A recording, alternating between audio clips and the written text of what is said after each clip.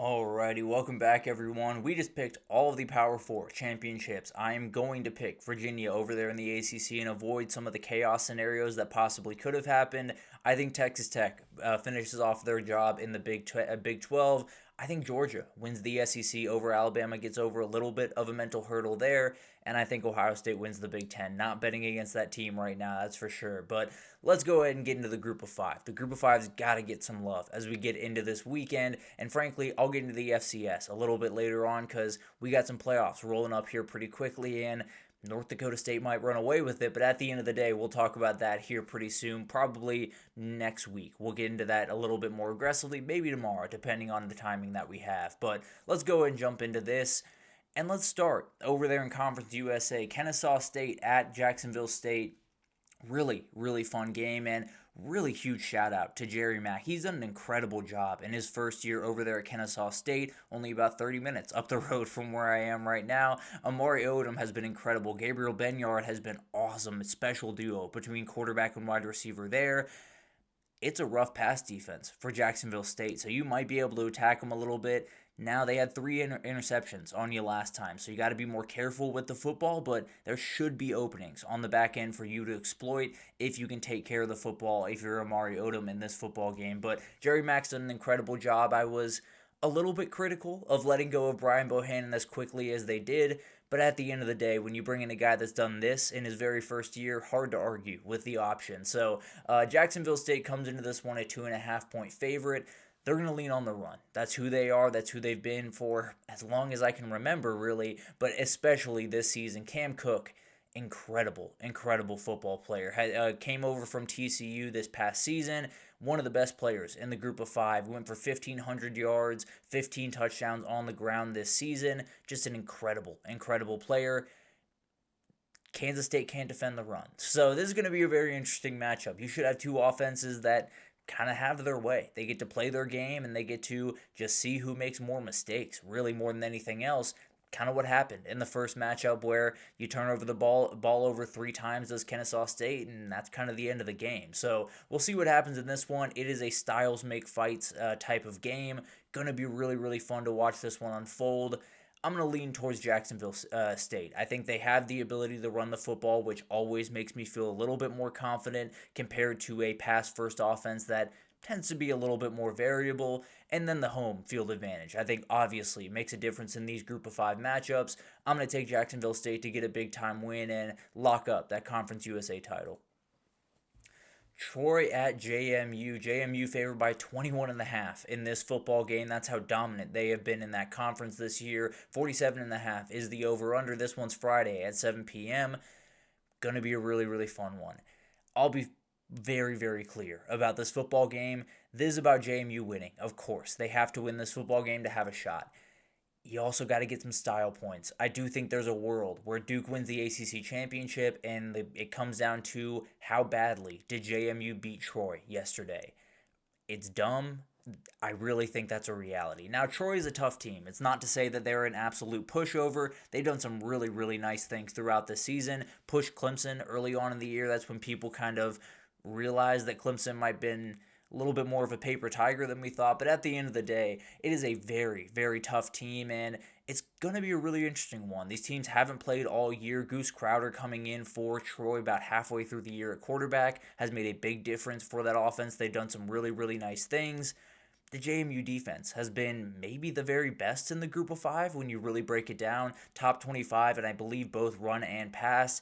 Can Troy find some offense in this football game is going to be a big-time question. I could try to get weird here. I could try to say Troy's going to find a way to win this football game or keep it close. JMU's going to win. And if JMU doesn't win, they got a big problem on their hands in a lot of different ways. But at the end of the day, I think JMU's going to win this football game. I think they roll in this football game. And then we'll just see. We'll see what happens in the ACC championship, and we'll see if JMU gets the nod over someone else. And what happens with Bob Chesney? Is he coaching in the CFP, or is he on a jet over to LA to start recruiting for UCLA? North Texas at number 24, Tulane. North Texas favored by 2.5 in this football game. Over under at 66.5. Friday, 8 p.m. This is awesome. This is the best group of five matchup of the weekend. As you can imagine, in Yulman Stadium, the American has been incredible, really, this entire year. Navy's a great team. Memphis put together a great year in. That's why you see a lot of these coaches getting hired. USF, Alex Golish over there at Auburn now. A lot happening in that conference, including with both of these teams. Eric Morris will take over Oklahoma State right after this season ends for them. Tulane, you're gonna lose. John Sumrall right after this season ends for you, for y'all. It could be on Friday. It could end on Friday, and that could be it for this head coach.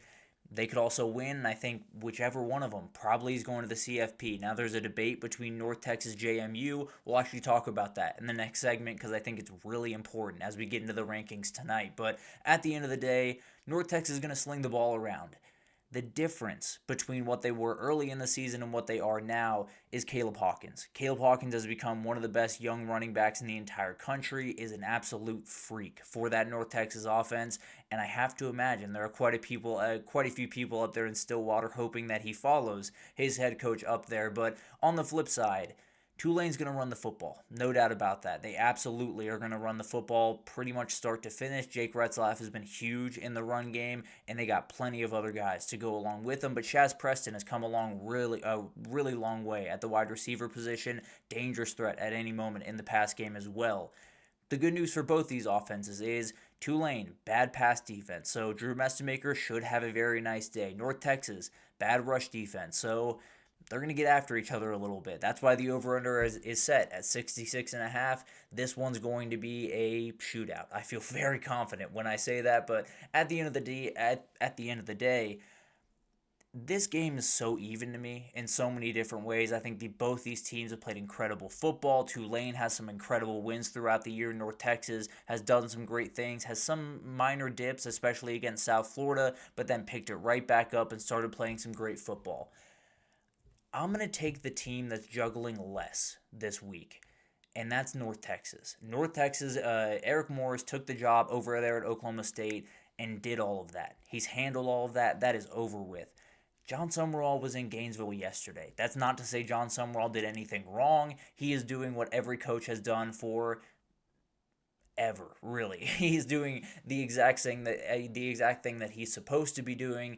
But at the end of the day, that does put you a little bit behind the eight ball. Both coaches took jobs. Only one took one just a second ago and was at a presser yesterday. I think North Texas wins this football game. I think they get a huge one here, and then we got to figure out what happens in the ACC. Is JMU above them? Do they jump over JMU with this win? It's all on the table. I know for a fact I'd love to see Drew Mestemaker and Caleb Hawkins in the CFP. I think they get a big win over Tulane on the road. I just think there's one too many distractions for this Tulane team right now. UNLV at Boise State, the Mountain West Championship comes down to the two teams you probably picked coming in, UNLV and Boise State, if I had to imagine. Boise State favored by 4 in this game. They dominated this team the last time they played them. Now, they did, when they played them in Boise, they absolutely dominated them and kind of ran them out of the building, really. So that'll be an interesting thing to watch as we head into this one. It's an up and down year for Boise State. Obviously, you start with the loss to South Florida. They've been a little bit iffy, but they got 2 big-time wins late in the season to get into this game. It was kind of a weird situation over there in the Mountain West. Don't know how they went about deciding this one, but 4 teams at the top were totally tied. They came out with UNLV and Boise State. But at the end of the day, UNLV's got to find a way to get some offense in this football game. They got to find a way to get the run game, especially going in this one with Coulandry and Jaden Thomas, really talented guys. The one thing here is Maddox Madsen will be back for this football game. He's been out for about a month for Boise State, and that's part of the reason. It's been a little bit up and down for that football team down the stretch, but they found a way to get him back for this football game. And he killed UNLV the last time around. Went for about 265, 3 touchdowns, did throw a pick, but at the end of the day, he did an incredible job against this football team, and he's probably going to have to in this one as well. UNLV does a solid job against the run throughout this season. The defense overall has some big-time questions, but as they've gotten better throughout the season, I think it's going to be a really fun game. I don't think UNLV is going to be able to go up to Boise and get a win. This is a very tough place to play. I think Maddox Madsen is coming back at the perfect time for this football team, and I think Boise State gets another Mountain West championship under their belt in a Rather disappointing year, but they still find a way to get conference supremacy.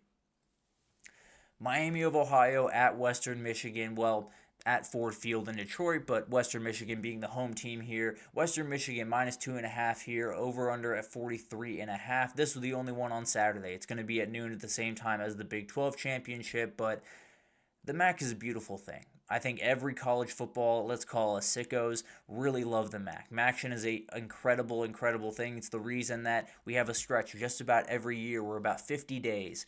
We get football every single day. That's because of MACtion. That's because of teams like Miami of Ohio and Western Michigan. And both these teams are really fun. The Redhawks did make a change at quarterback a couple of weeks ago. Godkowski comes in and done really well. They scored 37 and 45 points in their last 2 games. A lot of juice in that offense right now for Miami of Ohio. For Western Michigan, they got some juice as well. They got a really comprehensive run game. They got some very talented guys in their group like Jaden Buckley that can do some incredible things on the ground. They lost to Miami of Ohio earlier in the season. I think they come with a little bit of juice in this one. I think Western Michigan gets this one done. I think they run kind of all over Miami of Ohio in some parts of this game, and they find a way to win the MAC for the first time since 2016. Love this team. They've been really solid throughout this entire year. They have a really great run game, and I think they find a way to get this one done over there in Ford Field and win the MAC. Incredible group of 5 games that we're going to get this weekend. Obviously, don't quite have the CFP implications that a lot of the other ones do, but pretty special games. There's no doubt about that. And all of these teams badly want to win their conference. Obviously, that JMU result and that North Texas-Tulane result going to be massive for the CFP conversations, and we'll talk about that as it kind of unfolds, and we'll see how all of it unfolds and who finds their way into the CFP at the end of the day, which is what we got to talk about. Right after this, we got to jump into just some questions, some thoughts, some overall takes as we head into the penultimate rankings for the CFP. These ones are going to be massive. There's going to be a lot of movement, a lot of teams, where they place. One team in particular down there in Austin is creating a lot of headlines right now. We'll talk about it all right after this, so stick with us.